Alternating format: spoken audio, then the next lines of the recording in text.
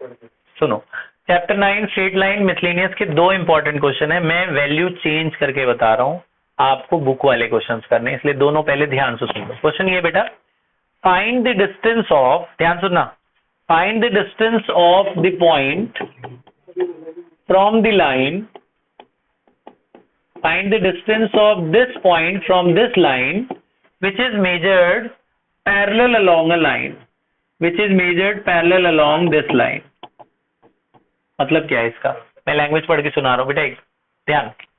इस पॉइंट से इस लाइन का डिस्टेंस निकालना है, और ये डिस्टेंस एक और कोई लाइन है उसके पैरेलल मेजर किया गया। अगर वो लाइन टेढ़ी है तो ये डिस्टेंस भी टेढ़ा ही निकालना है। फिर से बताऊं, find the distance of this point from this line.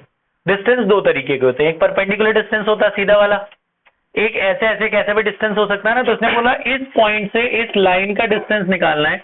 ये जो डिस्टेंस पीडी है, this is parallel to a line, एक लाइन गिवन है, ये इसके पैरेलल है। तो ये एक इंपॉर्टेंट क्वेश्चन है, ठीक है आसान, ध्यान से देखना कैसे करना है।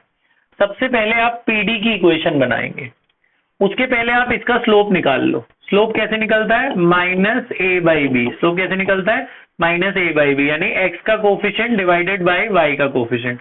तो इसका स्लोप कितना आया, -1। ये दोनों पैरेलल है ना, पैरेलल में स्लोप क्या होते हैं, इक्वल। तो जो इसका स्लोप है वही इसका भी स्लोप हो गया। इसका स्लोप अगर -1 है तो पीडी का स्लोप भी क्या हो गया, -1, है ना। तो इक्वेशन ऑफ पीडी निकालेंगे आप। इक्वेशन ऑफ पीडी किस पे निकालेंगे, एट दिस पॉइंट, एट 1, 2। आपको पता है this is x1, this is y1। क्या फॉर्मूला होता है, y minus y1 upon x minus x1 is equal to slope. 1 point form ऐसे निकलेगा ना। तो x1 y1 इसमें डाल दो। इसको देख के आपने क्वेश्चन करना है, इसको कॉपी नहीं करना है, समझ के करना। तो y1 की वैल्यू 2, x1 की वैल्यू 1 और m की वैल्यू जो है -1 डाल के इक्वेशन बन जाएगी। तो यहाँ से क्रॉस मल्टीप्लाई करेंगे तो ये आ गया x plus Y is equal to 3। This is your equation number 2। इसको फर्स्ट इक्वेशन मान लो।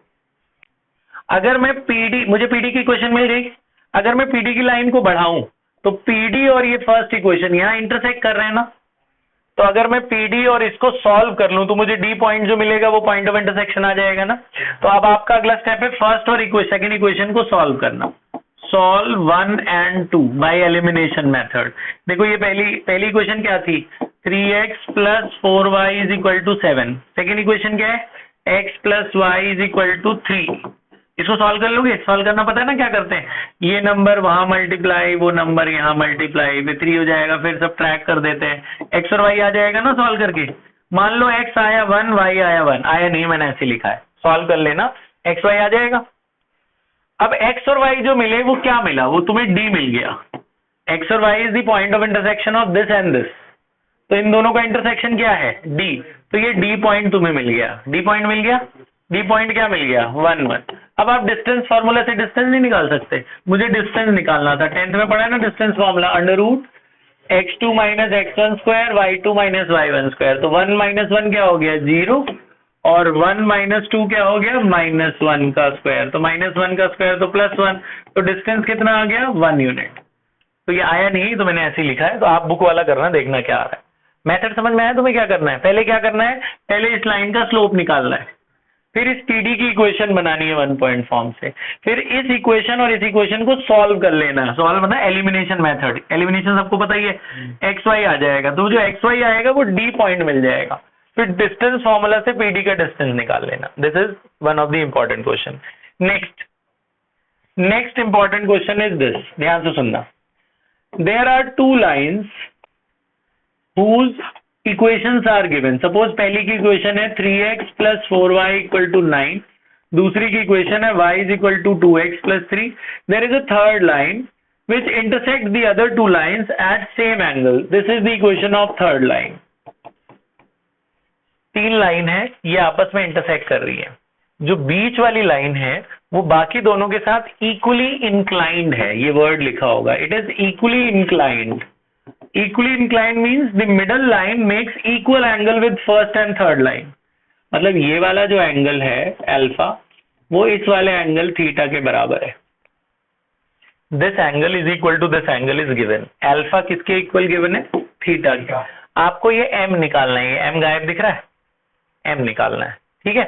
अगर अल्फा और थीटा इक्वल है, मेथड सुनो, अब करेंगे कैसे, ये तो क्वेश्चन में गिवन है, डायग्राम आपको बनाना है। अल्फा और थीटा इक्वल का क्या मतलब हुआ कि tan अल्फा किसके बराबर है, tan थीटा के। तो tan, इसमें tan क्यों लगाया, वो एंगल बिटवीन टू लाइन का फॉर्मूला लगाएंगे ना। फर्स्ट लाइन के स्लोप को m1 मान लो, स्लोप कैसे मिलता है, -a/b। सेकेंड लाइन के स्लोप को m2 मान लो, उसका स्लोप तो m है, y = mx + c में ही m होता है ना स्लोप। थर्ड लाइन का स्लोप क्या है, 2, m1 m2 m3 पता चल गया। अब tan थीटा का फॉर्मूला नहीं होता m1 - m2 upon 1 + m1 m2, पहले दोनों में m1 m2 लेंगे, बाद वाले दोनों में m2 m3 लेंगे ना। तो इसमें भी फॉर्मूला क्या लगाएंगे, m2 - m3 upon 1 + m2 m3, है ना, प्लस माइनस ले लेना, दो आंसर निकालना। m1 की वैल्यू कितनी है, -3/4, m2 क्या है, m1 -3/4 है, m2 क्या है, m। ऐसे यहाँ भी m1 इज -3/4 और m2 क्या है, m, है ना। इधर भी m2 की वैल्यू है m, m3 की वैल्यू है 2, है ना। इधर m2 की वैल्यू m, m3 की वैल्यू 2। अब वो सॉल्व करके m निकाल लो आप, क्रॉस मल्टीप्लाई करके m आ जाएगा ना, यहाँ से सॉल्व करके। बात समझ में आई। तो आप बेटा, आपकी बुक के जो दो क्वेश्चन हैं बच्चों, वो कौन कौन से हैं जो मैंने कराए, अभी मैंने वैल्यू चेंज करी है। आप बुक निकालिए, मिसलेनियस पे जाइए, आपको करना है मिसलेनियस, सुन लो सब लोग, miscellaneous question number 14, miscellaneous question number 14 and question number 18 new book में। न्यू बुक में it is 14 and 18, new book. Old book भी है किसी के पास, ओल्ड बुक में मिसलेनियस, मैं बता रहा हूं, ओल्ड बुक में बेटा क्वेश्चन नंबर 15, क्वेश्चन नंबर 15 और क्वेश्चन नंबर 19